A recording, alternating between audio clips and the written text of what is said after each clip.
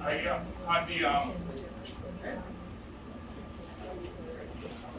the good fortune of meeting Mr. Bat on the 25th of March 2021.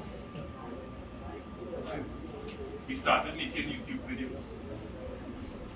Mr. Bat lived by simple rules. There's a God. All men are equal. Sharing is more important than having, and you must work hard to achieve. I met Mr. Bat through an act of kindness. He stopped for me on Cora Royal Road to give me a drop home. And when I jump in the van and I look at this man with his beard, the cutlass, the boots, I said, I try to cheer him up and uncle I could come up by your way, and just make little videos and whatnot. And he was ecstatic about it because he told me on that drive into Cora, while he shared the history of Cora, he said, I love documentaries, I love westerns. Mr. Bat chose his words carefully. As simple as it seemed, everything he said was profound. It took me a while to learn that. Whenever you see that index finger went up, you know Mr. Bat was about to say something deep. A weed is the enemy of our farmer. A plant can't help itself. If you see it need help, you need to get up and help it. Simple. You used to say this one to me pretty often.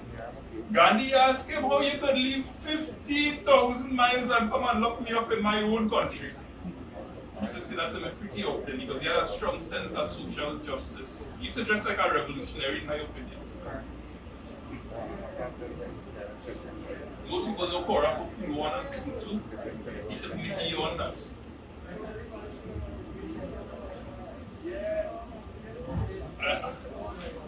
And when the road ended, it was like you just enter this magical kingdom where you cross rivers in the Batmobile. You see the farm, the evidence of an industrious man. When I first entered, there was the Machan on the right hand side, Barbadine, and I used to wonder how Mr. Bat do all this by himself. I know he had great help along the way, but he did a lot of it by himself. And what I want to highlight there is the industry of the man. And he always talked, he was quiet. One day I told Mr. Bat, I said, if I come up here to observe you, I should observe you as a bushman. I should not be speaking to you plenty, so you will notice that a lot of our videos are done quietly. He does what he has to do almost as if I am not there. And I want to say this for everyone gathered here. That I knew Mr. Bat in a certain capacity, working alone. So it is very easy watching the videos alone to believe that he does not have a large family. He does. Karen, Mr. Bat would talk highly of you, your position, your home was a sanctuary that you could go to get the ice. The first time I see Mr. Bat talk up with that cooler on the back, I say, Mr. Bat, he is a madman. Talk about Kelly, her industry that she has, what she has accomplished. He will speak highly of Daniel. When I eat that pepper sauce for the first time, you talk highly of Daniel from the point of view that, hey, that boy no family. And I know that was the highest form of a compliment that a farmer could give that next farmer. He said that boy could watch our plant and know what's wrong with it and what chemicals to use. He was proud of Ravi. He is proud of Ravi and what he accomplished. Long before I know Ravi, he called Ravi name in the very first video. I said, have anybody outside? And he talked about my son, present in New York, present 19 or something like that. In closing, Mr. Bat took me to Philip Trace, this long hill with these houses, and you see that this family have a real different mind where they will look at the impossible and do it. And that is what the year I spent with Mr. Bat represent, him doing the impossible. To me, and to a lot of subscribers and Trinidadians local and around the world, I used to wonder what this guy along with Farmer Harry, what they doing that appealing to people so much? And is that I realized it recently, Mr. Bat embodied the spirit of old-time Trinidad and Tobago.